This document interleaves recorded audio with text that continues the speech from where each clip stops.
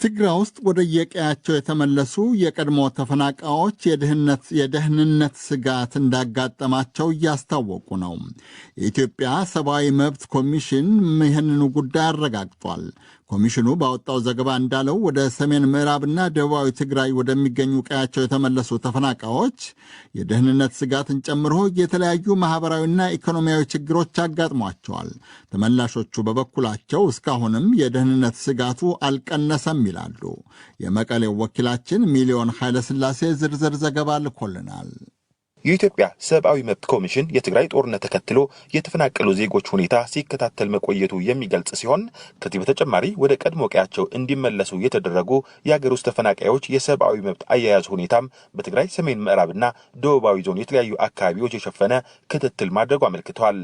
ኢሰመኮ ከነሐሴ 19 እስከ ጳጉሜ 1 ቀን 2016 ዓ.ም ድረስ ባደረገው ክትትል መሰረት ያቀረበው ሪፖርት እንደሚያሳየው ባለፈው ዓመት መጨረሻ ወደ አላማጣና ኮረም ጨምሮ ወደ ተለያዩ የትግራይ ደቡባዊ ዞን አካባቢዎች እንዲሁም ጸለምቲና ማይጸብሪ ጨምሮ ወደ ተለያዩ የሰሜን ምዕራብ ዞን አካባቢዎች የተመለሱት ተፈናቃዮች ፈቃደኛ ሆነው መመለሳቸው ይገልጻል። ይሁንና ወደ አላማጣ ከተማና አላማጣ ወረዳ የተመለሱ ተፈናቃዮች የደህንነት ስጋት ያለባቸው በመሆኑ ወደ ቤታቸው ተመልሰው ገብተው ለመኖር አለመቻላቸው፣ እንዲሁም በሰሜን ምዕራብ ዞን ወደ ጸለምቲ፣ ላዕላይ ጸለምቲና ማይጸብሪ ከተማ እንዲሁም ሌሎች አካባቢዎች የተመለሱ ተፈናቃዮችም እንዲሁ የደህንነት ስጋት ያለባቸው በመሆኑ ለዳግም መፈናቀል መዳረጋቸው የኢሰመኮ ሪፖርት አመልክቷል።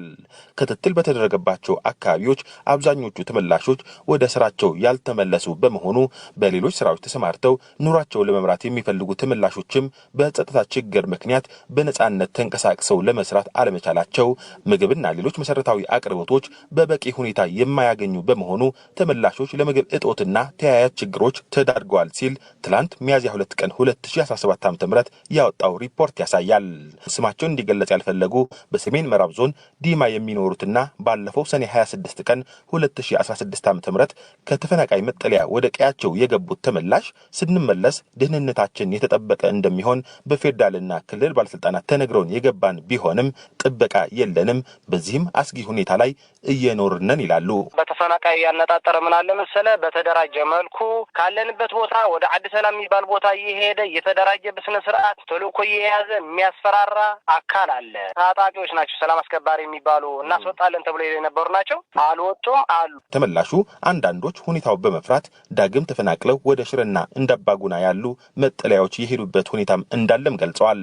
ካላማጣ ከተማ ያነጋገርናቸው ሌላው አስተያየት ሰጪ በበኩላቸው ተመሳሳይ ሀሳብ ይሰጣሉ። ከተፈናቃዩ የሆነ ቤተሰብ ሊኖር ይችላል። ወደሆነ ሰፈር ወደዛ ሰፈር ግን ሄድ ይችላል። ለምሳሌ 03 ለብቻው ነው ያለው፣ ያ 01 የሚባለው አካባቢ ለብቻው፣ ጃሃን ለብቻው፣ በቃ እንደ ቦት ተለያይቶ ነው ያለው። ገባ እና ይህ የጸጥታ አካል ቢሰራ ኑሮ ጠንክሮ ቢሰራ ኑሮ እርምጃዎች ቢወስድ ኑሮ ሁሉም እንደፈለገው ይንቀሳቀስ ነበር። በሙሉ ኮንፊደንስ የተጠበቀ ቢሆን ኑሮ ተንቀሳቀሱ የፈለገው ሰርቶ ይበላ ነበር። ግን አሁን በጣም የሚያሳዝነው የጸጥታ አካሎቹ ድክመት ስላለ ነው። ከተማዋ በድን ሆናለች ማለት እንደተውናት አይደለም። በጣም የሞተ ነው ያለው። ተመላሾቹ ይጠበቅ የነበረው ሰብአዊ ድጋፍና ማቋቋሚያም እንዳልቀረበላቸው ይናገራሉ።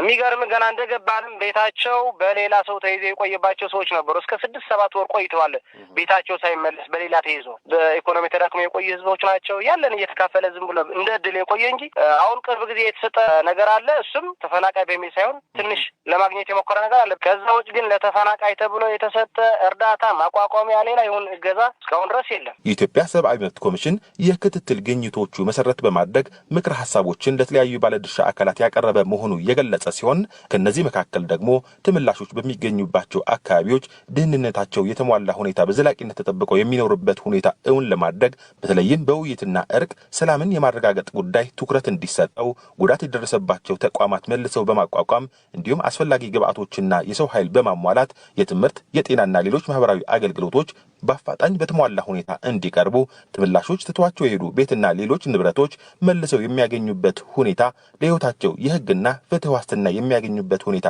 ለማመቻቸት የሲቪል አስተዳደር እንዲዘረጋና የፍትህ ተቋማት አገልግሎት መስጠት እንዲጀምሩ እንዲደረግ የሚሉ የመፍትሄ ሐሳቦች አቅርበዋል።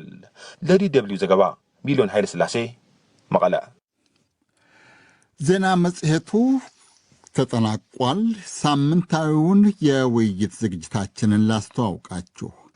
የኢትዮጵያ ጠቅላይ ሚኒስትር አብይ አህመድ ከ7 ዓመት በፊት ስልጣን ሲይዙ የፖለቲካ እስረኞች መፈታታቸው፣ ውጭ የነበሩ አብዛኞቹ ተቃዋሚ የፖለቲካ ፓርቲዎችና ፖለቲከኞች ወደ ሀገራቸው መግባታቸው የፖለቲካው ምህዳሩ ሊሰፋ የመቻሉን ተስፋ አንጸባርቆ ነበረ። የሀገሪቱ የሰብአዊ መብት ይዞታም ይሻሻላል የሚል ሰፊ ተስፋም አሳድሮ ነበረ። በሌላ በኩል በ7 ዓመት ኢትዮጵያ ከባድ ሰብአዊ እልቂት የደረሰ ጦርነት አስተናግዳለች። አሁንም ጦርነትና ግጭቶች አንዳንድ አካባቢዎች እንደቀጠሉ ነው። ስለ 7 ዓመቱ የኢትዮጵያ ጉዞ ከሚሰጡ አስተያየቶች በጎ ጎኑ ያመዝናል የሚሉ እንዳሉ ሁሉ በሀገሪቱ ታሪክ ተወዳዳሪ የሌለው ሰብአዊ እልቂትና የመብት ጥሰቶች የደረሰበት ጊዜ ነው በማለት የሚከራከሩም ብዙዎች ናቸው። በመጪው እሁድ የሚተላለፈው እንወያይ ዝግጅት የኢትዮጵያን ያለፉት 7 ዓመታት ጉዞ ጠንካራና ደካማ ጎኖች ወደ ኋላ መለስ ብሎ ይቃኛል። በውይይቱ ከተነሱ ሀሳቦች ጥቂቱን እናሰማችሁ።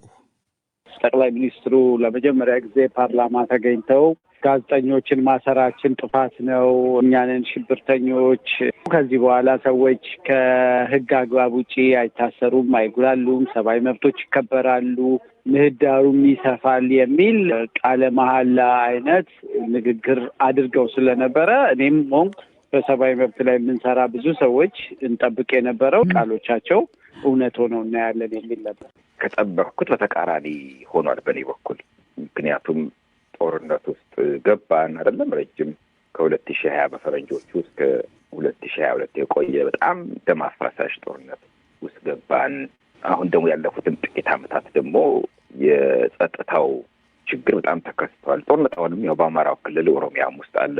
ፍርድ ቤት አሁን ከየትኛውም አገዛዝ ከየትኛው ሰዓት ውስጥ የተሻለ እንደሆነ ማንም የኢትዮጵያ ሕዝብ የማገበትና ለዚህ ተጨባጭ መረጃ ደግሞ በህገ መንግስቱ ማንም ሰው ማንም መስደብ እንደሌለበት ይላል። ይህ ጠቅላይ ሚኒስትር ጭምር ሚኒስትሮች ጭምር ተሰደው ስድቡን ትችት ወስዶ ያለፉበትና እያንዳንዱ በዛ ፍርድ ቤቱ በዋስትና መብት የፈቀደበት መጥቶ የሚከራከርበት ሂደት ያለበት በየትኛውም ውስጥ ያልነበረ ሂደት አለ። ጠቅላይ ሚኒስትሩም በነበራቸው ኢኒሼቲቭ የሚዲያ ሎ እንዲሻሻል አድርገው ነበረ።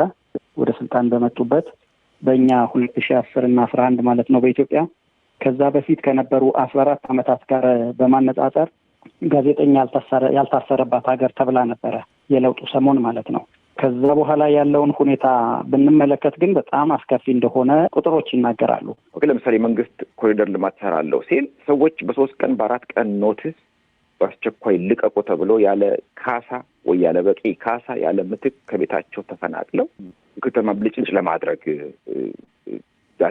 ምንም ፕሮዳክቲቭ ሌላ ተጨማሪ የሚያመጣው ትርፍ የለም እኮ ለአይን ነው። ኮሪደር ጋር የተነሳ ነገሮች አሉ፣ ግን በተጨባጭ አዲስ አበባ ውስጥ ያሉት ህዝብ ለዚህ ምስክር ናቸው። ለዚህ የካሳንችስ መጠየቅ ትችላላችሁ፣ የዳሳይት መጠየቅ ትችላላችሁ።